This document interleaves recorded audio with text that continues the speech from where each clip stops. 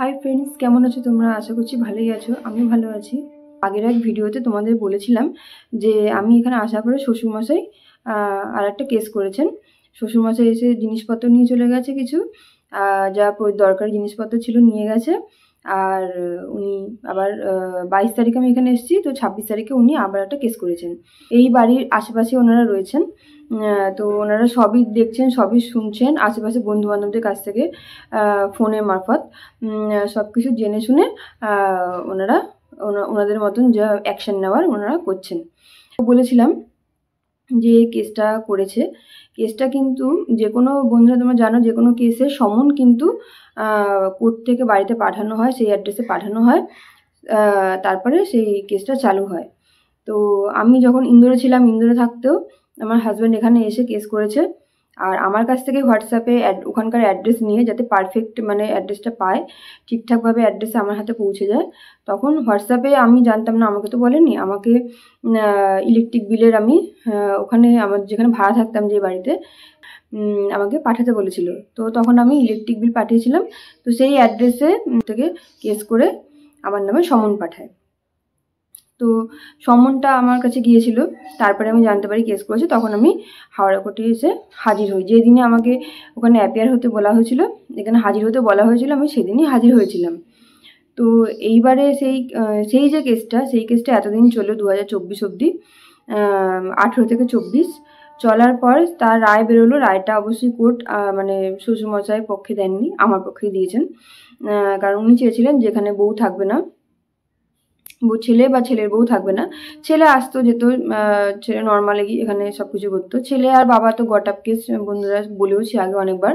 তো এরপরে যে কেসটা করে মানে ওটা টাইটেল শ্যুট করা হয়েছিল, আর এবার যেটা করেছে টাইটেল অ্যাপিল করেছে। বজরংবলীকে আমি মানে মন থেকে মানি, বজরংবলী যদি থাকে আমাকে কেউ কোনো ক্ষতি করতে পারবে না। বজরংবলীর হাত যদি আমার মাথার উপর থাকে, ঠিক আছে। তো আমি ওই জন্য আমার কি মনে হলো, আমি সার্চ করলাম, নেট থেকে সার্চ করে আমি এমনি জানতে পেরে গেলাম যে উনি শ্বশুরমশাই আবার কেস করেছেন। আমার জানার কথাই ছিল না। আমার মনে হয় আমার শ্বশুরবাড়ির সবাই যেমন সৎ মানুষ, ধার্মিক, আর সেরকমই সৎ আর ধার্মিক উকিলবাবু ওরা ধরেছেন। এটাকেই ধার্মিক উকিলবাবুরা কোর্টে বলেন যে আমার শ্বশুরমশাই সবসময় হরির নাম নিয়েই থাকেন, উনি ওনার সারা জীবনটা হরির নাম নিয়েই থাকেন। তো সেই হরির নাম নিয়ে থাকা ব্যক্তি, আর উকিলবাবুরাও হরির নাম করেন, কোর্টে বসে বসে হরির নাম করেন মাঝে মাঝে।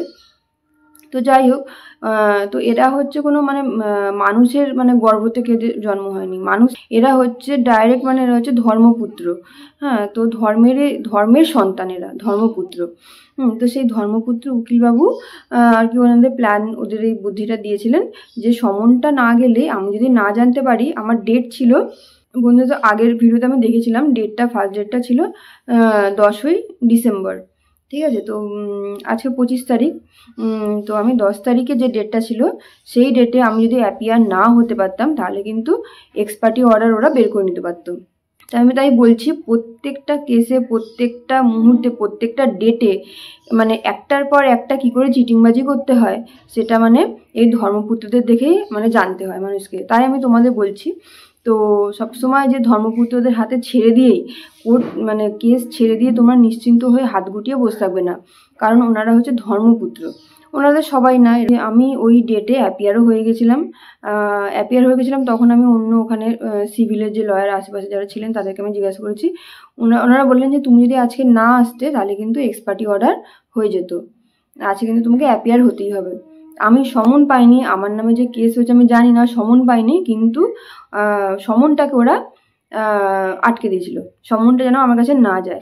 এর আগেও ওরা যে শ্বশুরমশাই যে কেসটা করেছিলেন, তারপরেও কিন্তু ওরা ক্যাভিয়েট অনেক কিছু কেস করেছে, যার সমন কিন্তু আমার বাপের বাড়ির অ্যাড্রেসে চলে গেছে। আর আমার অ্যাড্রেস তো ওখানে ভুল কিছু কোনো নেই, আর আমি তো একটা অ্যাড্রেসেই থাকি, আমি তো আর মাথা লুকিয়ে আমি তো লুকিয়ে কোথাও বসে নেই যে আমার অ্যাড্রেস আমি চেঞ্জ করে বা আমি মানে একটা ভুল অ্যাড্রেস দিয়ে নিজেকে লুকিয়ে রাখবো। আমি কোনো এরকম দেওয়া সব জায়গাতেই একই অ্যাড্রেস আছে, সেই অ্যাড্রেসে আমি কোর্ট থেকে আমি খবর নিই, ইনসাফিসিয়েন্ট অ্যাড্রেস এই কথাটা লেখা আছে বলে ওই সমনটা কোর্টেই পড়ে আছে।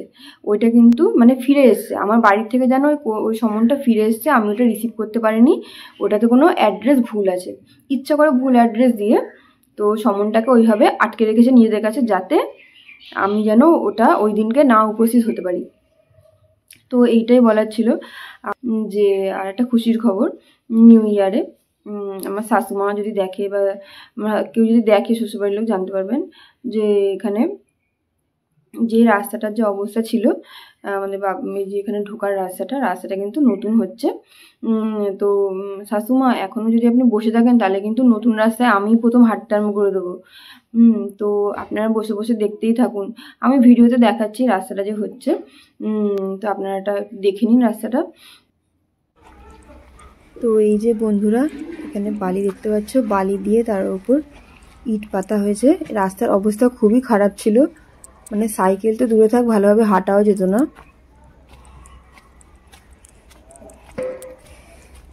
এটা আমি বিয়ের পর থেকে রাস্তা এরকমই দেখছি।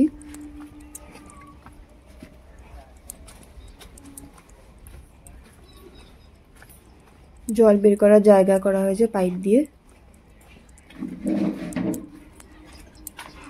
এরপর অবশ্যই ঢালাই হবে।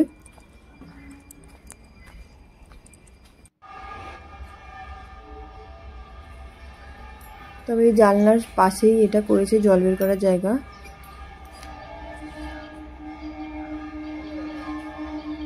আমার মনে হয় আমার শাশুমা এই সরকারকে বলে এই রাস্তাটা আমার জন্য করে দিচ্ছে, যাতে আমার হাঁটতে না অসুবিধা হয়। আগেও বলেছিলাম, শাশুমা আমি বাড়িতে এসেছি শুনেই সমস্ত জঙ্গল পরিষ্কার করেছেন, আবার এখন আমার জন্য নতুন রাস্তা করে দিচ্ছেন। তো থ্যাংক ইউ শাশুমাকে। ঠিক আছে, তাই বলছি আপনি তাড়াতাড়ি আপনারা চলে আসুন, এসে নতুন রাস্তায় আপনি প্রথম হেঁটে দেখান। ঠিক আছে, কারণ এখানে তো আপনার বাড়ি, আপনার বাড়িতে আপনি হেঁটে আসুন, আপনার রাস্তা, আপনার বাড়ি, তো সেখানে আপনি পারবেন না হাঁটতে, সেটা একটা খারাপ দেখা না। আপনারা তাড়াতাড়ি চলে আসুন নতুন রাস্তায়, নিউ ইয়ারের নতুন রাস্তায় আপনারা হেঁটে ঘরে চলে আসুন। টাইটেল অ্যাপিলটা করা হয়েছে, সেইটার ডেট আবার 2-1 মাস পরেই পড়েছে। কাজেই সেখানে কি হয় না হয় বন্ধুরা, অবশ্যই তোমাদের সঙ্গে আমি শেয়ার করব।